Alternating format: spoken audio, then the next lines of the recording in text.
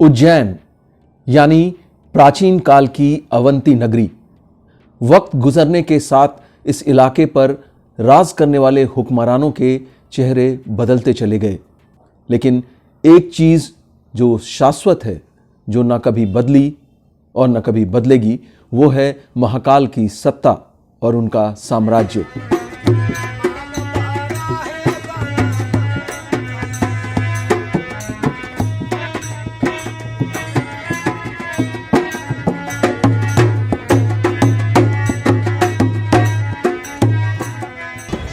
जिंदगी रॉ के सफर के साथ हम फिलहाल पहुंच चुके हैं मध्य प्रदेश की आध्यात्मिक राजधानी उज्जैन में, जिसे महाकाल की नगरी भी कहा जाता है।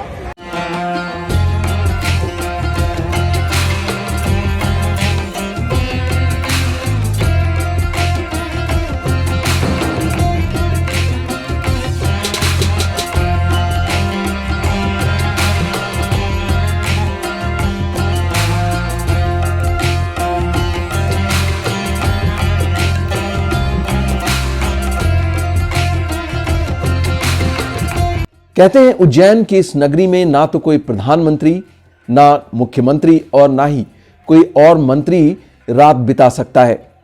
जिसने भी ऐसा करने की कोशिश की उसे बड़ा नुकसान झेलना पड़ा है।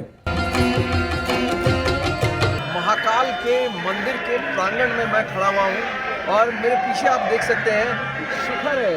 उज्जैन महाकाल मंदिर का जो शिखर है, ऐसा कहा जाता है कि अगर कोई अंदर आकर महाकाल के ज्योतिर्लिंग का दर्शन नहीं भी कर पाया हो तो इस शिखर के दर्शन के साथ ही उसे पूरे दर्शन का फल भी प्राप्त हो जाता है। और यही वो प्रांगण है।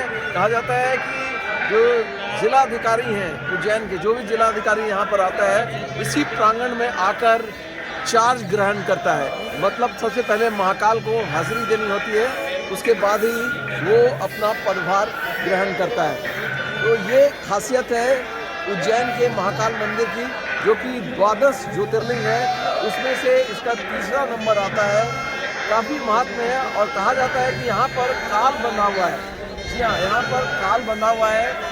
देश भर के जितने भी तांत्रिक हैं उन्होंने अलग अलग यहाँ पर जो तंत्र करके और अलग अलग विधि से यहाँ पर काल को बांधा हुआ है। कहते हैं कि यहाँ पर पूजा करने से कभी अकाल मृत्यु नहीं होती है। कहा जाता है कि महाकाल के दर्शन के बाद पूर्व प्रधानमंत्री मोरारजी देसाई उज्जैन में ही रुक गए थे। दूसरे ही दिन उनकी सरकार गिर गई थी।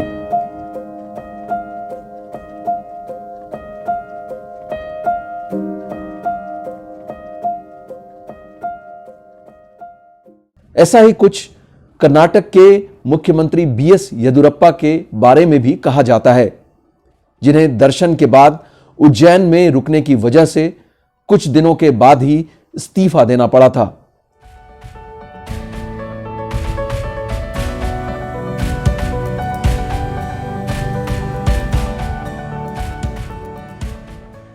दुनिया के अकेले दक्षिणमुखी शिवलिंग वाले महाकाल मंदिर के चमत्कार के अनेकों किस्से हैं।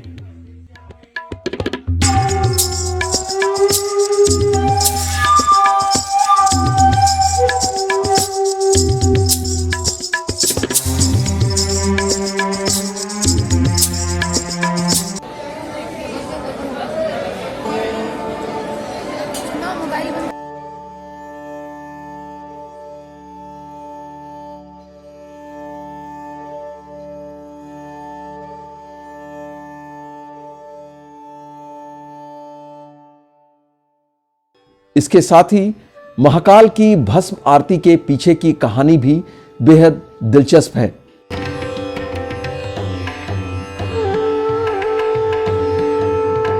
कहते हैं कि महाकाल ने दूषण राक्षस का वध करने के बाद उसकी राख से श्रृंगार किया। तब से महाकाल के ज्योतिर्लिंग की भस्म आरती की प्रथा शुरू हुई। एक कहानी के मुताबिक पहले उज्जैन के शमशान में जलने वाली पहली चिता की राख से महाकाल की भस्म आरती की जाती थी।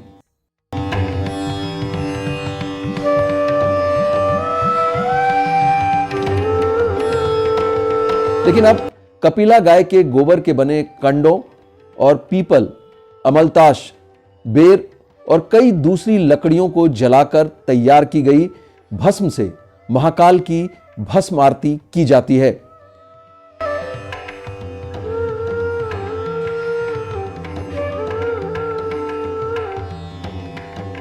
यह भी कहा जाता है कि एक बार जब महाकाल के पुजारी को उज्जैन के शमशान में कोई चिता नहीं मिली तो उसने अपने बेटे की बलि देकर उसकी राख से महाकाल की भस्म आरती की।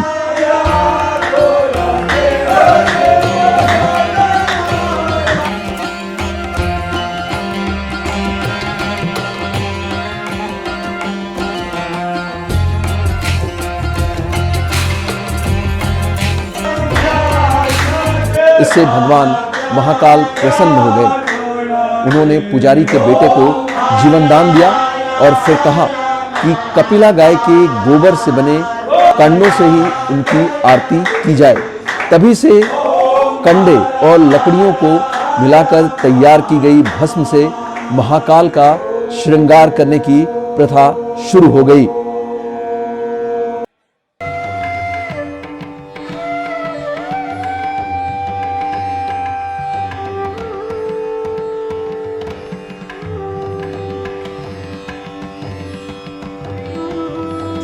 देखते आ रही है हम कि जो भगवान महाकाल हैं वो सबके रक्षक हैं और समय समय पे जब भी कोई विपदा आती है तो वही चमत्कार भगवान दिखाते हैं कि उस विपदा को वो आसानी से टाल देते हैं। उज्जैन के बारे में कहा जाता है कि प्राचीन काल में उज्जैन से ही पूरे विश्व का मानक समय तय होता था। दरअसल महाकाल का ये शिवलिंग तब प्रकट हुआ जब शिव दूषण नाम के एक राक्षस का काल बनकर आए थे। फिर अवंती नगरी के वासियों के अनुरोध पर वो यहीं स्थापित हो गए और इस समय यानी काल के अंत तक यहीं रहेंगे। इसी वजह से उन्हें महाकाल कहा जाता है। ये एक रहस्यमय स्वयंभू ज्योतिर्लिंग है जो खुद प्रकट हो यहीं स्थापित हो गया।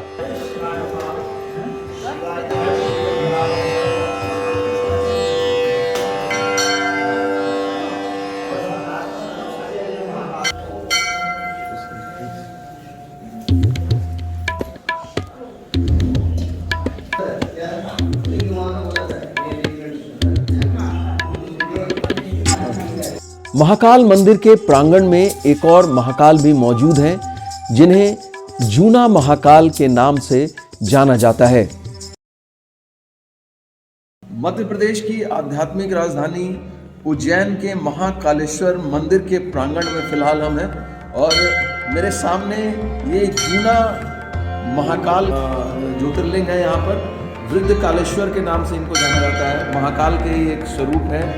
कहा जाता है कि महाकाल उज्जैन के राजा हैं और यहाँ अगर कोई जिलाधिकारी भी आता है तो उसको सबसे पहले चार्ज महाकाल मंदिर में आकर ही लेना पड़ता है, यानी कि इजाज़त महाकाल से ही लेनी पड़ती है। तो जाहिर तौर से ये आध्यात्मिक नगरी है, धार्मिक नगरी है जहाँ हम फिलहाल मौजूद हैं। ये जूना महाकाल है। जूना मतलब पुराना प्राचीन काल से। तो ये इनको वृद्ध रूप में दर्शन दिए थे राजा विक्रमादित्य को। जब से ये इन्हें महाकालेश्वर प्रस्थान करी है, ये इनका जूना महाकाल नाम है। अच्छा, कुछ अद्भुत चीज़ें हो जो आप बताना चाहें, कुछ अद्भुत चीज़ें, चमत्कार कभी देखा हो? आप इतने साल से हैं यहाँ पर, बताएं। यहाँ पर इन्हें भगवान का ये अद्भुत श्रृंगार होता बाबा का, ये अद्भुत श्रृंगार होता भगवान का यहाँ पर। तो इन्हें श्रृंगार जैसा होता है नहीं, पूरा भस्म आरती के जैसा यहाँ पर इन्हें छूट जाता है। तो इन्हें उसको फिर इन्हें वृद्ध रूप में दर्शन दिए थे राजा विक्रमादित्य को, वृद्ध रूप में। जब से इन्हें वृद्ध कालेश्वर किला गया महाकाल को। ये ज्योतिर्लिंगों में तीसरा जो वहाँ आप दर्शन करके आए, सुबह भस्म आरती में यहाँ दर्शन किया जी, वो ज्योतिर्लिंग महाकालेश्वर है। ओके, तो उन्हीं का वृद्ध स्वरूप ये है।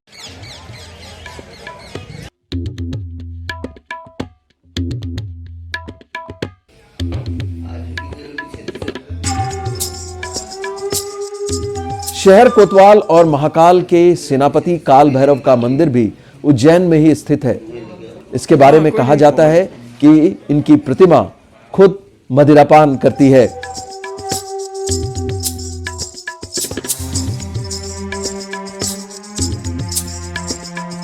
मदिरा का पान करवाया जाता है और भगवान इसको जागृत अवस्था में इस मदिरा का पान करते हैं। और उज्जैन में जो काल भैरव जी है, ये महाकाल के सेनापति के रूप में यहाँ विराजमान है। यहाँ अधिपति राजा महाकाल है और उनके सेनापति के रूप में ये यहाँ विराजमान है, काल भैरव जी है। अच्छा, ये खुद व खुद जो है ये शराब ले लेते हैं? ये मदिरापान तंत्र जो मंत्र होते हैं, उन मंत्रों के माध्यम से इनको मदिरापान कराया जाता है। तांत्रिक मंत्रों के उच्चारण के साथ ये मदिरापान करते हैं। ये तंत्र पीठ है। कहा जाता है कि महाकाल का दर्शन तब तक पूरा नहीं होता जब तक काल भैरव का दर्शन ना किया जाए।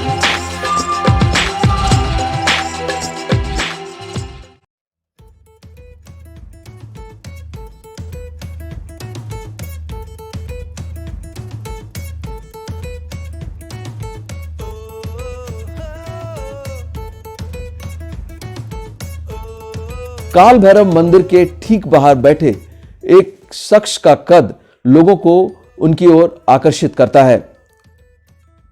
लोग ज्यादा से ज्यादा उनके बारे में जानना चाहते हैं।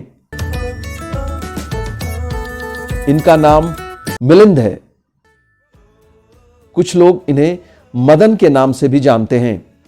हमने भी खुद इनसे ही इनके बारे में जानने की कोशिश की।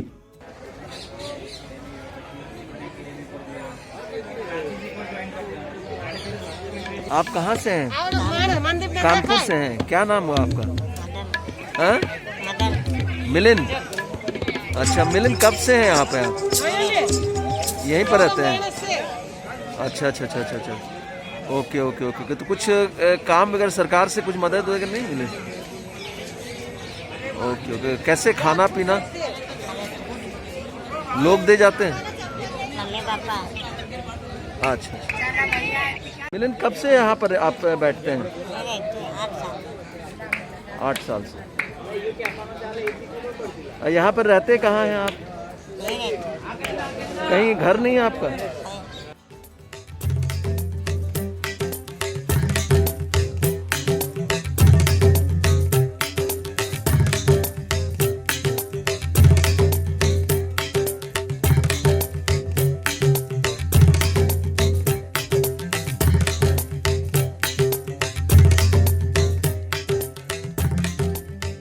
काल भैरव मंदिर के अलावा उज्जैन की एक और खासियत है मंगलनाथ का मंदिर, जो पूरी दुनिया में मंगल का अकेला मंदिर है।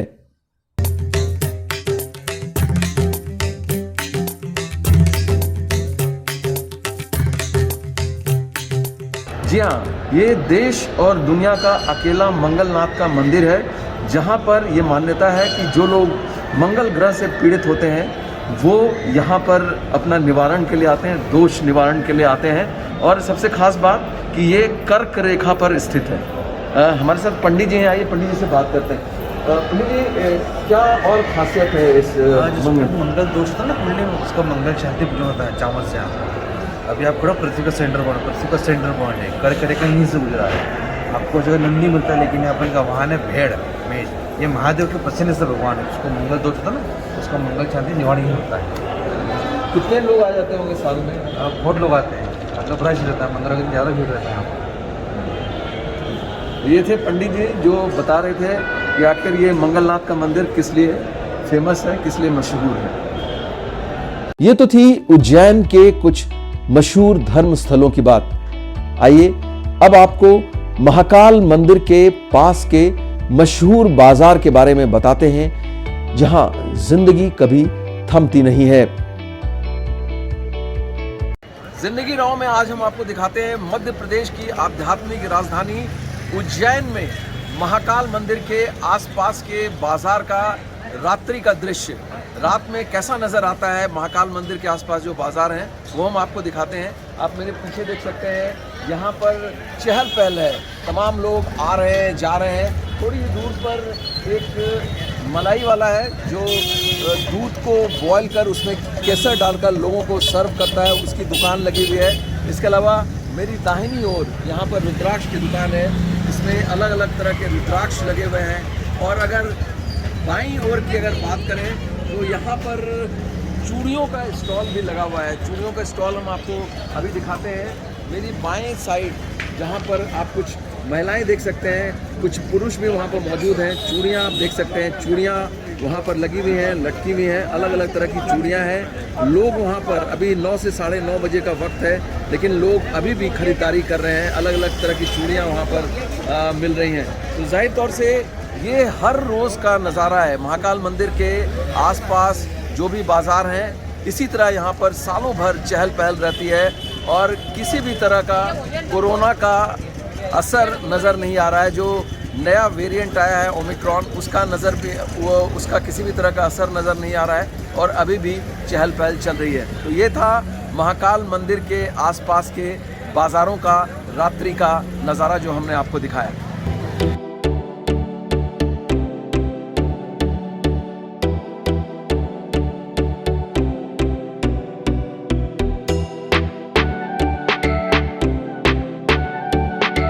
अच्छा, जय श्री महाकाल।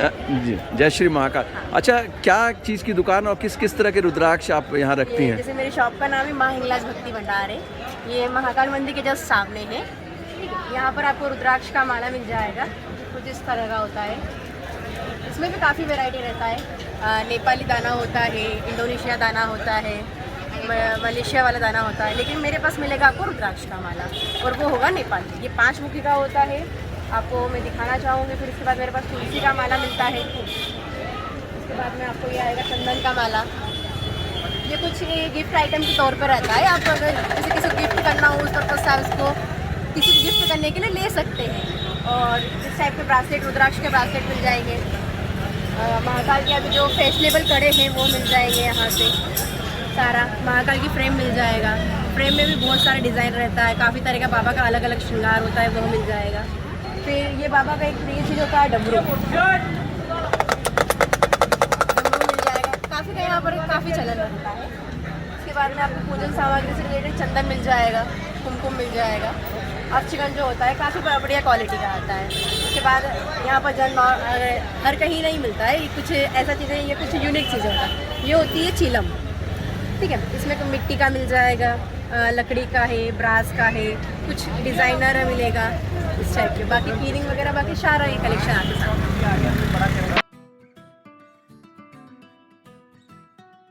ये तो हमने आपको महाकाल मंदिर के सामने के बाजार में चल रही रुद्राक्ष की एक दुकान के बारे में बताया।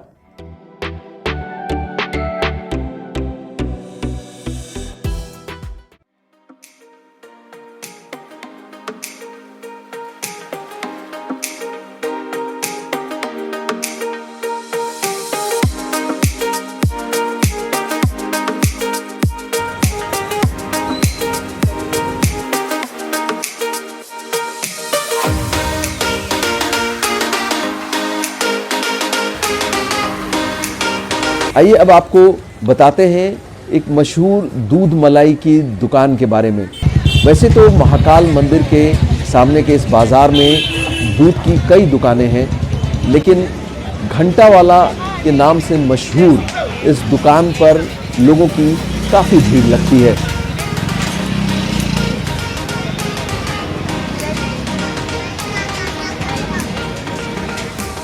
महाकाल मंदिर के सामने एक घंटे वाले की दुकान है। जी हाँ, यहाँ घंटा नहीं मिलता है, यहाँ पर दूध और मलाई से मिला हुआ, जिसमें केसर मिला हुआ रहता है, वो दूध यहाँ पर मिलता है। इसके अलावा मिठाई मिलती है। आप ये गुलाब जामुन आप देख सकते हैं। इसके अलावा गाजर का हलवा है। और ये भाई साहब ये क्या कर रहे हैं? ये दूध बना लियो। इसमें क्या क्या चीज़ डालते हैं आप दूध में? जायफल है, इलायची है, पिस्ता है। अच्छा, ऐसा क्या होता है, मैं देखता हूँ कि बाज़ार में कई दूध वालों की दुकान है जो दूध इस तरह की बेचते हैं, लेकिन आपके दुकान पर बहुत ज़्यादा भीड़ रहती है। तो उसकी वजह क्या है? बस दूध अच्छा अपना बढ़िया। और घंटा वाला क्यों नाम रखा है? सिर्फ ये घंटा टंगा हुआ, यहाँ घंटा मिलता है तो नहीं, बिकता नहीं है, घंटा क्यों नाम रखा?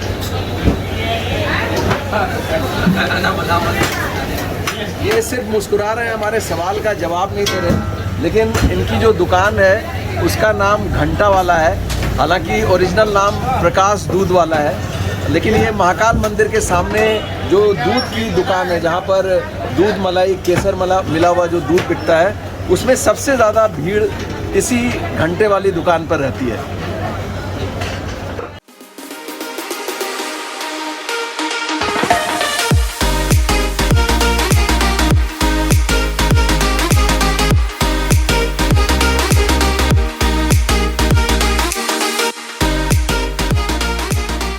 ये तो कहानी थी मध्य प्रदेश की आध्यात्मिक राजधानी उज्जैन की। अगर आपको हमारी ये कहानी पसंद आई हो तो काइंडली हमें लाइक करें, शेयर करें और सब्सक्राइब करें। अगली बार एक ऐसी ही मशहूर धर्मस्थल की कहानी के साथ हम आपके सामने फिर से मुखातिब होंगे।